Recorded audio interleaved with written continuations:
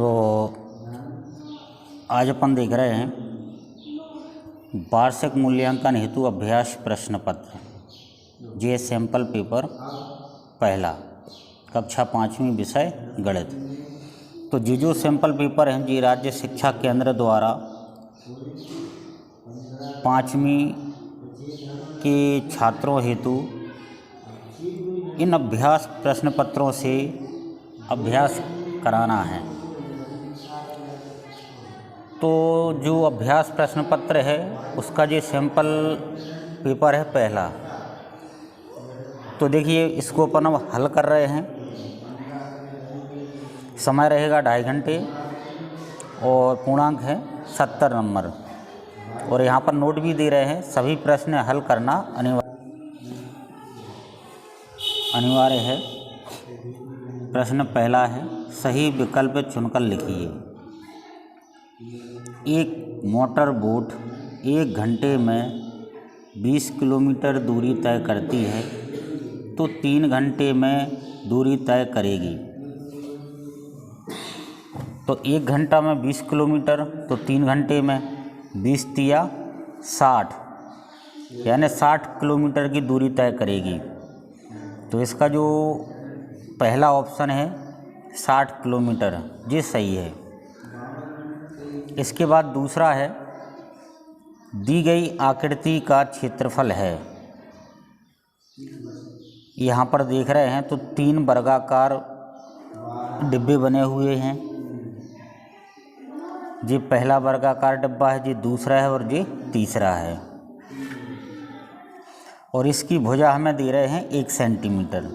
यदि हम एक डिब्बे का क्षेत्रफल निकालें और डिब्बा है वर्ग के आकार का, तो वर्ग का क्षेत्रफल होता है भुजा का वर्ग। 1 का वर्ग 1 आ जाएगा, मतलब एक डिब्बे का क्षेत्रफल 1 सेंटीमीटर वर्ग आ जाएगा। तो अब ऐसे 3 डिब्बे हैं तो इस आकृति का क्षेत्रफल हो जाएगा 3 वर्ग सेंटीमीटर। इसके बाद हम अगला क्वेश्चन देखें, अंग्रेजी वर्णमाला का कौन सा अक्षर आधा घुमाने पर वैसा ही दिखता है। तो यहाँ पर जो ओ है इसके 4 ऑप्शन है, ए सी ओ के। इसमें से ओ ऐसा है, यदि इसको आधा भी घुमा दें तो सेम वैसे ही दिखता है। अगला देखें, पहली 3 विषम संख्याओं का जोड़ है। तो पहली 3 विषम संख्याएं 1 3 5, ये पहली 3 विषम संख्याएं हैं 1 3 5। यदि इनको हम जोड़ेंगे 1 और 3 4, 4 और 5 9, तो इसके ऑप्शन हैं 6 12 4 9। तो इसका जो दा नंबर का जो ऑप्शन है वो सही है। फिर आगे देखें हम, अभी हमने जो वस्तुनिष्ठ किए हैं विकल्प, 4 विकल्प हैं, तो चारों विकल्पों में हमने इनके आंसर देखे हैं। अब आगे देखें, अब कह रहे हैं रिक्त स्थानों की पूर्ति कीजिए। तो हमें रिक्त स्थानों की पूर्ति करना है। समबाहु त्रिभुज को 1/3 घुमाने पर वह खालिस्तान ही दिखेगा। तो समबाहु त्रिभुज को हम 1/3 घुमाएंगे तब भी वो हमें समबाहु त्रिभुज ही दिखेगा।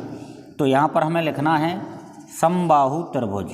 यहाँ पर लिख देंगे समबाहु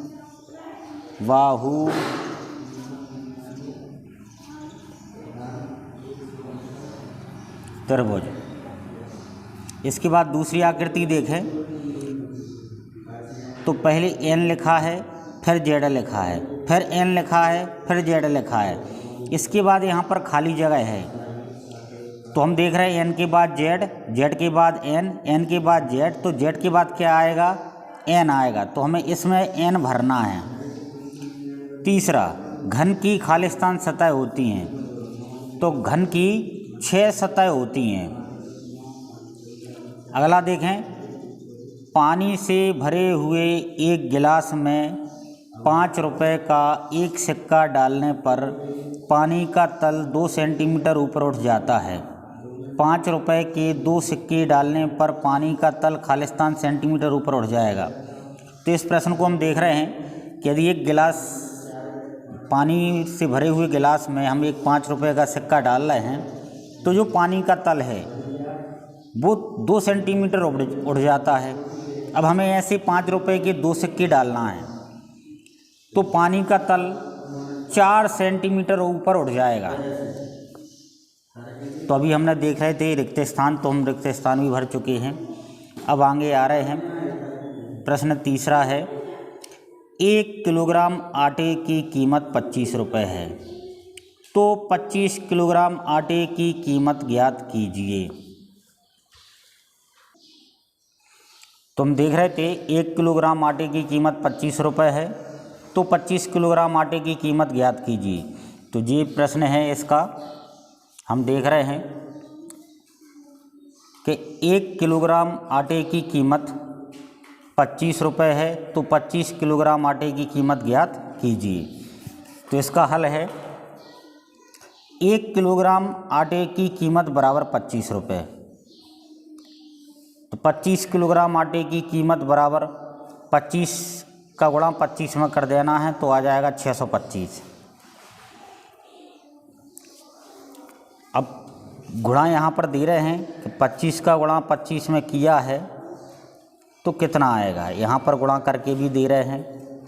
तो यहाँ पर 1 किलोग्राम आटे की कीमत बराबर 25 रुपये, तो 25 किलोग्राम आटे की कीमत हो जाएगी 25 गुणित 25 मतलब 625 रुपये। और फिर यहीं पर हम क्या डाल देंगे, उत्तर डाल देंगे। अब हम देखें अगला क्वेश्चन, नीचे दी गई आकृति का परिमाप ज्ञात कीजिए। तो हम जी आकृति देख रहे हैं, जी इस आकृति की लंबाई है 5 सेंटीमीटर और ये इसकी चौड़ाई 4 सेंटीमीटर। तो जी इस आकृति को यदि हम ध्यान से देखें तो जी आकृति है आयत। इस आयत की लंबाई दे रहे 5 सेंटीमीटर और चौड़ाई दे रहे हैं 4 सेंटीमीटर और परिमाप हमें ज्ञात करना है। तो हम देख रहे हैं नीचे दी गई आकृति का परिमाप ज्ञात कीजिए। तो यहाँ पर देखो लंबाई 5 सेंटीमीटर है और चौड़ाई है 4 सेंटीमीटर। तो इसका हल दे रहे हैं, लिख रहे हैं दी गई आकृति एक आयत है, इसकी लंबाई बराबर 5 सेंटीमीटर, चौड़ाई बराबर 4 सेंटीमीटर।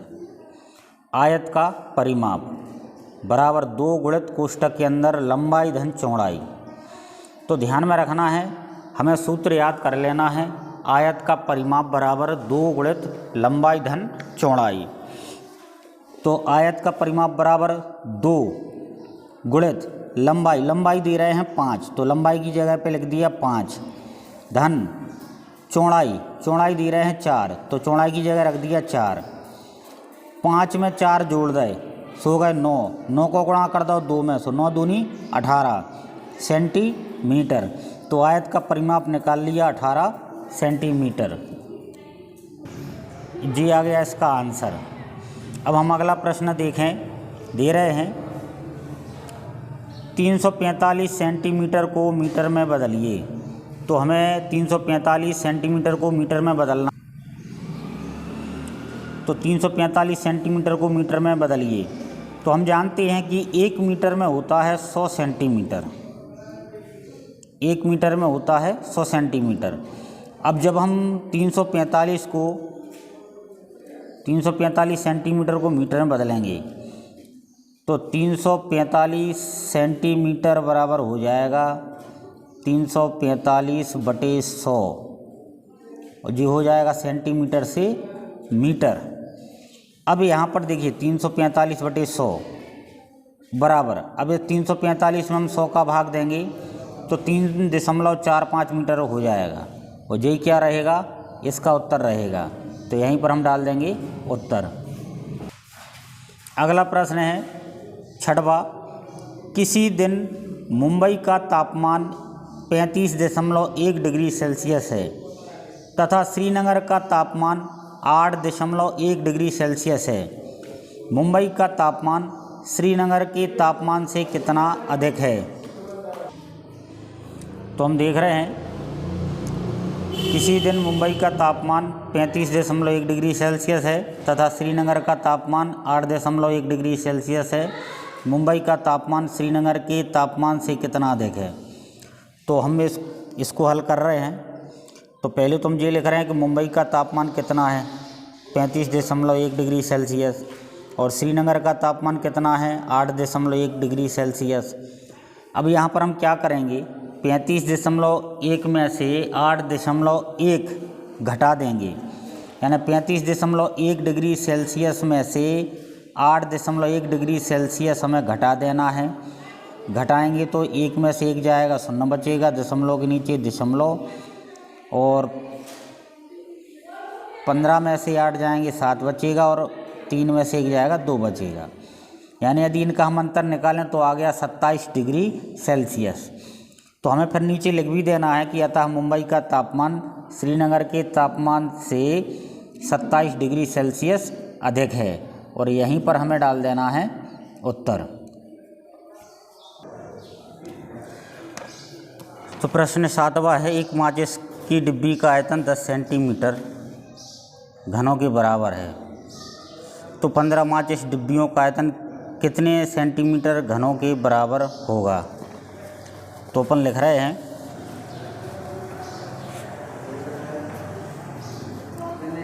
एक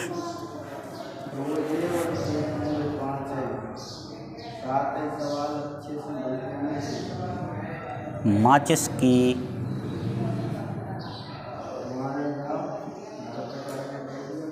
डिब्बी का आयतन बराबर 10 सेंटीमीटर घन, तो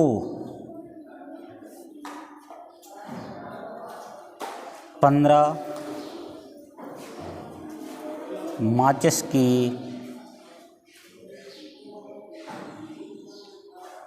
डिब्बी का आयतन बराबर 15 गुणित 10, तो ये आ जाएगा 150 सेंटीमीटर घन। अब अपन लिखेंगे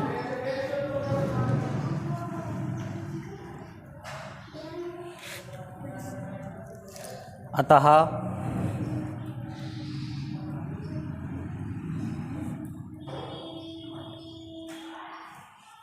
15 माचिस की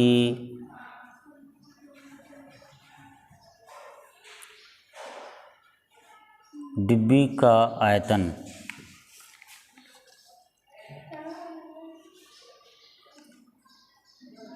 150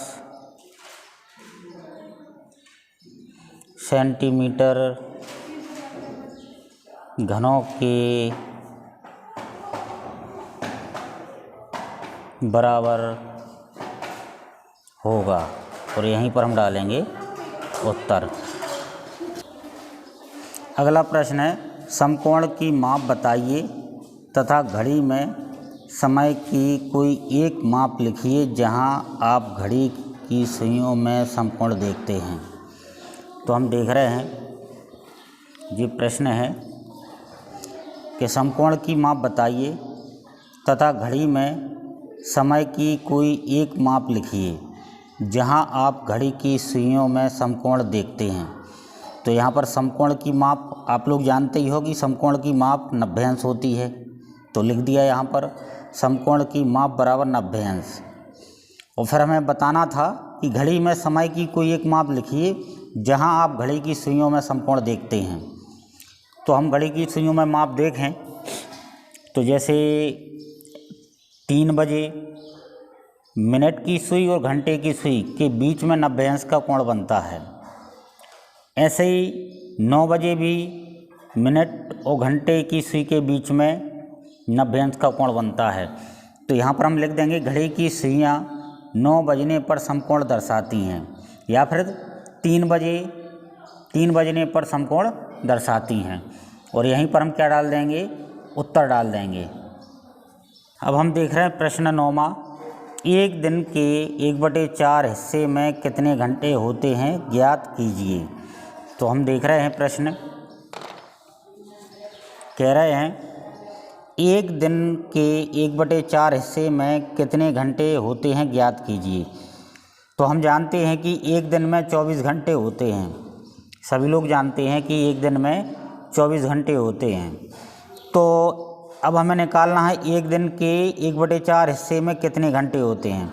तो अपन लिख रहे हैं एक दिन के 1/4 हिस्से बराबर हमें 24 में 4 का भाग दे देना है, या हमें 4 का भाग ना दें तो 24 जो है उसमें हम 1/4 का गुणा कर देंगे तो 24/4 आ जाएगा।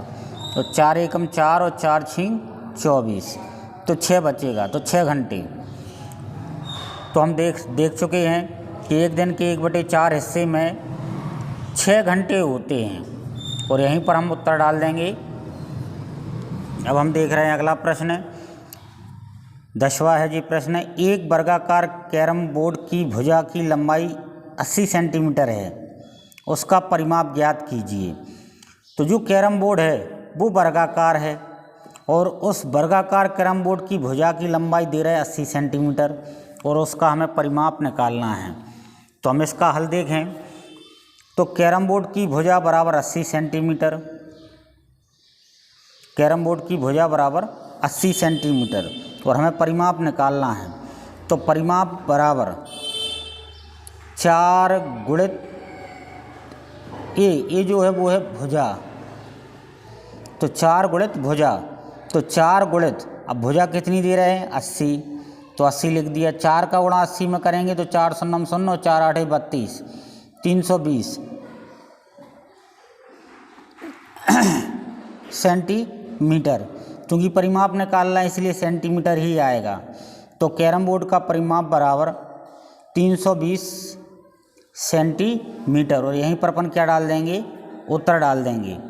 फिर हम देखें अगला प्रश्न 11वां। संख्या 4 और 6 के पहले 4 गुणज लिखिए। तो हमें 4 और 6 के पहले 4 गुणज लिखना है। जैसे हम 4 के पहले गुणज लिखें तो देखें हम, तो 4 के पहले 4 गुणज 1 4 8 12 16, मतलब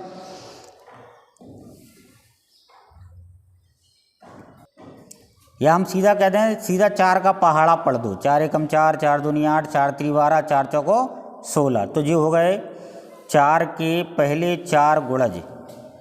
तो अपन सीधा लिख सकते हैं 4 का पहाड़ा, 4 एकम 4, 4 दूनी 8, 4 त्री 12, 4 चौको 16। इसके बाद हमें प्रश्न में 6 के भी बोल रहे थे कि 6 के पहले 4 गुणज लिखिए।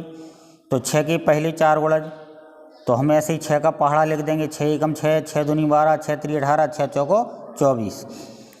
तो ये हो गए 4 और 6 के पहले 4 गुणज और यहीं पर हमें डाल देना है उत्तर। अब हम देखें अगला प्रश्न कह रहे थे संख्या 18 के सभी गुणनखंड लिखिए। तो संख्या 18 के हमें सभी गुणनखंड लिखना है। तो हम देख रहे हैं संख्या 18 के सभी गुणनखंड, मतलब ये है कि 18 में किस किस संख्या का भाग जाएगा और जिस जिस संख्या का भाग चला जाए वो संख्याएं 18 के गुणनखंड कहलाएंगी।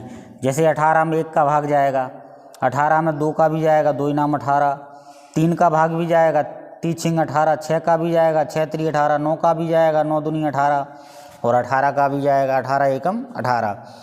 तो संख्या 18 के सभी गुणनखंड लिखे हैं यहाँ पर 1 2 3 6 9 18 और यहीं पर हमें डाल देना है उत्तर। इसके बाद हम अगला प्रश्न देख रहे हैं 12वां। दिए गए बार चार्ट को देखकर नीचे दिए गए प्रश्नों के उत्तर लिखिए। तो यहाँ पर ये चार्ट बना हुआ है 1 जून की स्थिति में और 1 दिसंबर की स्थिति में। तो हम देख रहे हैं पहला प्रश्न है 1 जून को कौन सा शहर सबसे गर्म है। तो हम देख रहे हैं 1 जून, तो 1 जून का चार्ट ये है। तो 1 जून लिखा है तो 1 जून वाले चार्ट में ही देखना है कौन सा शहर सबसे गर्म है। तो हम देख रहे हैं सबसे ज़्यादा तापमान देखें 33 degree Celsius, 22 degree Celsius, 28 degree Celsius, 38 degree Celsius. तो जो अधिकतम यहाँ पर तापमान है वो है 38 डिग्री सेल्सियस और जिसका तापमान अधिक होता है वो सबसे गर्म कहलाता है। तो देखें जी सबसे अधिक तापमान है और ये किस शहर का है। तो यहाँ पर लिखा है जैसलमेर। तो हम लिख देंगे कौन सा, यहाँ पे लिखा है कौन सा, तो कौन सा के स्थान पर लिख देंगे जैसलमेर। 1 जून को जैसलमेर शहर सबसे गर्म है। फिर दूसरा प्रश्न कह रहे थे 1 दिसंबर को कौन सा शहर सबसे ठंडा है। अब हमें चार्ट देखना है 1 दिसंबर का, तो हम देख रहे हैं कि शहर का तापमान कितना डिग्री सेल्सियस है। तो 23 डिग्री सेल्सियस जो है वो दिल्ली का है, शिमला का है 10 डिग्री सेल्सियस, बेंगलोर का है 24 डिग्री सेल्सियस और जैसलमेर का है 25 डिग्री सेल्सियस। तो यहाँ पर हमें ठंडा शहर बताना है, तो मतलब तापमान कम होना चाहिए। तो तापमान सबसे कम किस शहर का है, शिमला का 10 डिग्री सेल्सियस। तो हम यहाँ पर लिखेंगे कौन सा के स्थान पर शिमला। तो 1 दिसंबर को शिमला शहर सबसे ठंडा है। तो ये जो हमने देखा है, इस चार्ट को देखकर हमने इन दोनों प्रश्नों के उत्तर दिए हैं। जब गर्मी की बात हो तो तापमान सबसे अधिक होना चाहिए, और जब ठंडे की बात हो तो तापमान सबसे कम होना चाहिए। तो हम अगला देखें, प्रश्न यहाँ पर देख रहे हैं, नीचे दिए गए टैली चिन्ह चार्ट को देखकर उत्तर दीजिए। तो सबसे पहले साइकिल देख रहे हैं, ये टैली चिन्ह दे रहे हैं। एक जो है 5 के बराबर है, J5, J5, J5, J5 और J5। अब इसमें देखें तो 1 2 3, इसमें 3 डंडी हैं केवल, बाकी में देख रहे हैं तो 5 डंडी हैं इसमें, लेकिन 3 हैं। तो 5 5 10 और 5 15 और 5 20 और 5 25 26 27 28। तो यहाँ पर जो संख्या आ रही है वो 28 आ रही है। कार देखें तो 5 और 5 10, 11 और 1 12। यहाँ पर देखें ऑटो रिक्शा 5 5 10 5 15 और इसमें 3 डंडी है, 15 और 3 18। बस 5 5 10 और 5 15। अब हम देखें साइकिल रिक्शा, तो 5 5 10 और 5 15 और 5 20, 20 और 4 24। ट्रक 5 और 1 6। अब हम जो प्रश्न दे रहे हैं, जैसे पहला प्रश्न दे रहे हैं कि साइकिलों की संख्या लिखिए। तो हम देख रहे हैं यहाँ पर कि साइकिलों की संख्या कितनी है, 28। तो हम लिख देंगे साइकिलों की संख्या, यहीं पर लिख देंगे 28 है। ये लिखी हटा देंगे और लिख देंगे साइकिलों की संख्या 28 है। फिर दूसरे में कह रहे थे ऑटो रिक्शा की संख्या लिखिए। तो यहाँ पर देखें ऑटो रिक्शा की संख्या कितनी है, 18। तो हम यहाँ पर लिख देंगे ऑटो रिक्शा की संख्या 18 है, और यहाँ पर जो लिखी है वो हटा देंगे। तो हम देख रहे हैं ये बहुत सरल प्रश्न है, लेकिन 5वीं के हिसाब से थोड़ा कठिन है, लेकिन फिर भी बहुत सरल हैं। अभ्यास करोगे तो बनने लगेंगे। अगला प्रश्न देख रहे हैं हम, एक हाथी का बच्चा एक दिन में 12 लीटर पानी पीता है, वह 2 साल में कुल कितने लीटर पानी पिएगा। तो हम इस प्रश्न को हल कर रहे हैं कि एक हाथी का बच्चा एक दिन में 12 लीटर पानी पीता है। तो यहाँ पर अपन जब इस प्रश्न को हल करेंगे तो हम लिखेंगे कि एक हाथी का बच्चा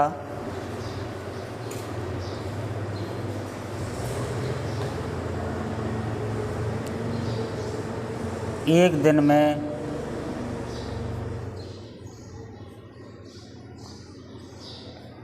12 लीटर पानी पीता है।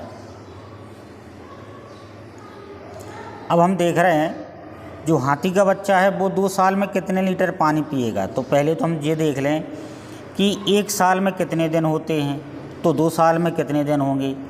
तो लिख रहे हैं 1 साल में दिन, तो 1 साल में दिन होते हैं 365। तो 2 साल में दिन,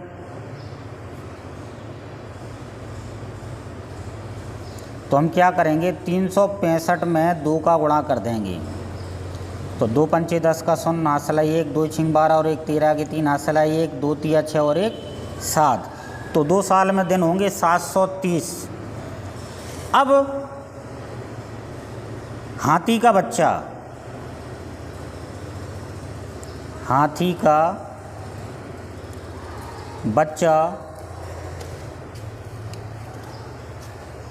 2 साल में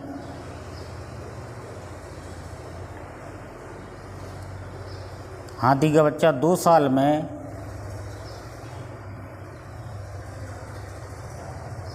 2 साल में पानी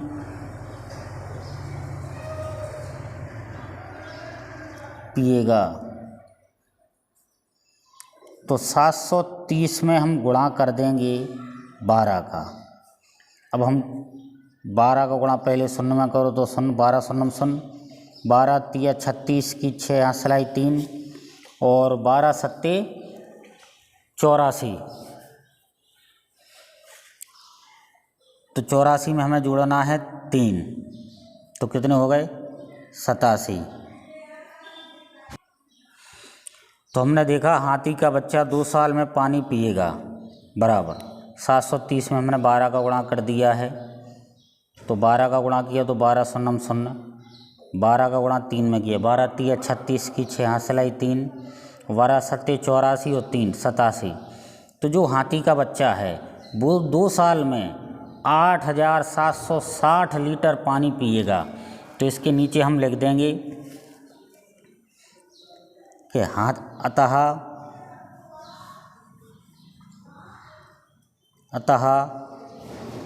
हाथी का बच्चा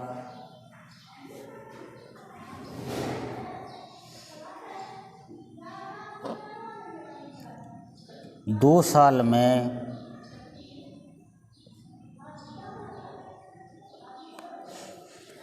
कुल 8760 लीटर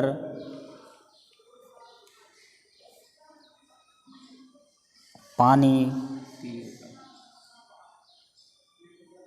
पिएगा।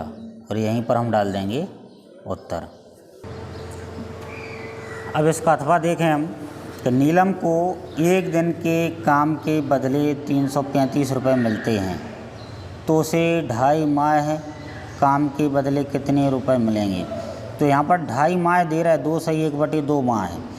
1 माह में 30 दिन होते हैं, 2 माह में 60 दिन होते हैं, लेकिन यहाँ पर 2.5 माह कह रहे हैं तो आधे माह में 15 दिन होते हैं। तो जो हो गए 75 दिन। 2.5 माह में 2.5 माह मतलब 75 दिन। तो इसका जो हम हल देख रहे हैं तो देखें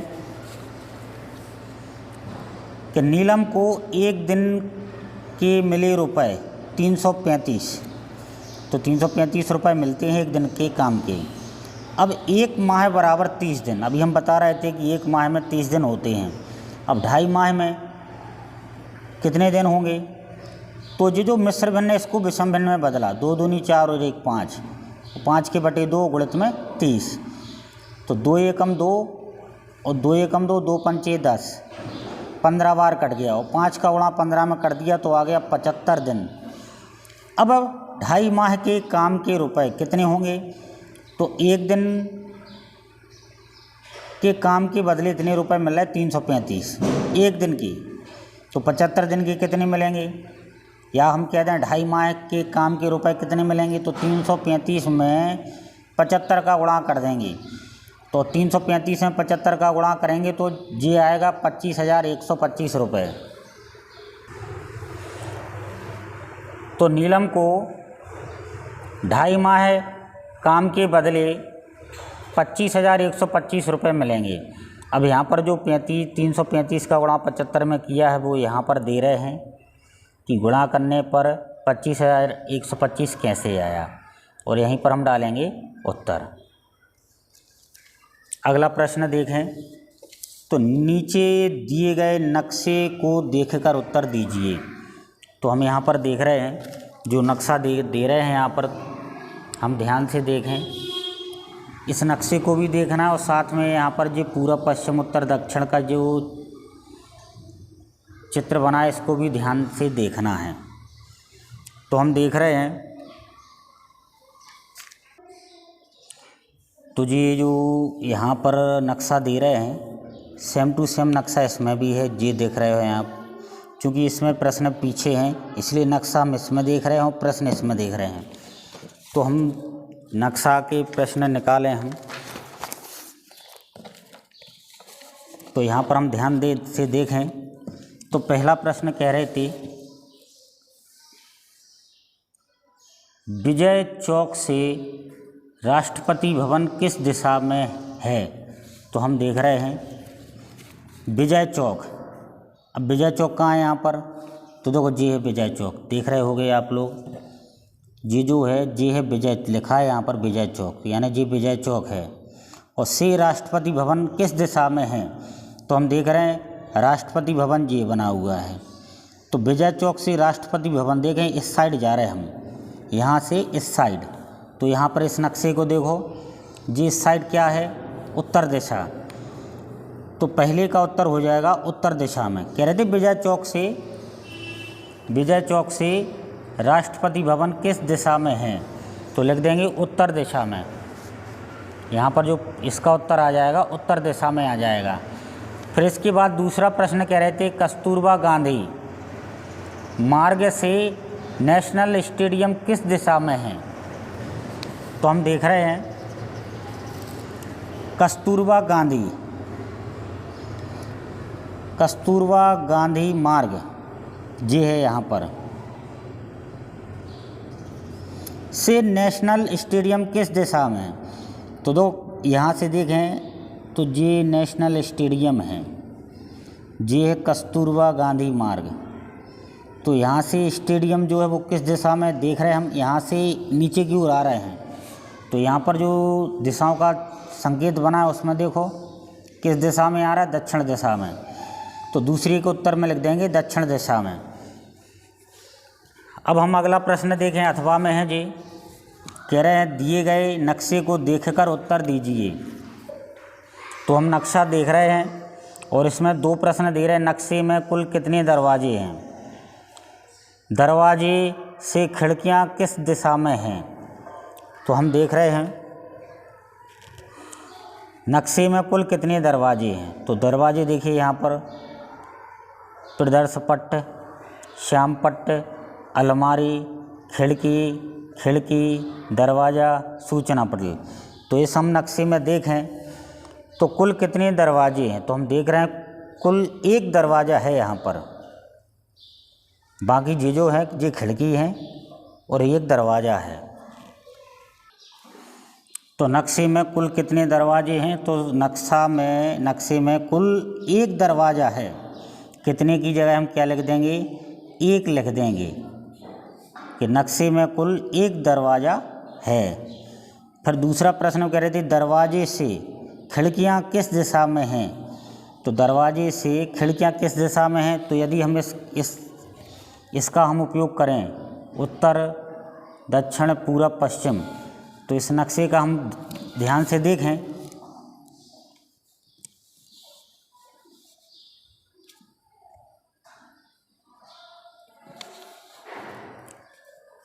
कि यहाँ से इस साइड यदि हम जा रहे हैं तो पश्चिम है, तो दरवाज़ा इस साइड है, यदि इस साइड चलेंगे तो ये खिड़कियाँ आ रही हैं। तो हम देख रहे हैं दरवाजे से जो खिड़कियाँ हैं वो किस दिशा में है, इसका हम उपयोग कर सकते हैं। यहाँ से इस साइड जा रहे हैं तो पश्चिम दिशा में, तो दरवाजे से खिड़कियाँ किस दिशा में हैं, तो किसकी जगह लिख देंगे हम पश्चिम दिशा में हैं।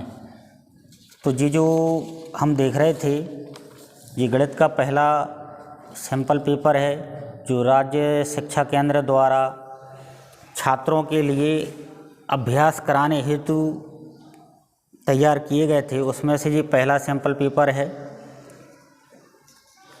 तो ऐसे 6 सैंपल पेपर हैं जिसमें से हमने अभी पहला सैंपल पेपर करवाया है और आगे के जो 5 सैंपल पेपर और शेष रह गए हैं वो जल्दी से जल्दी वीडियो के माध्यम से आप लोगों तक पहुंचा दिया जाएगा।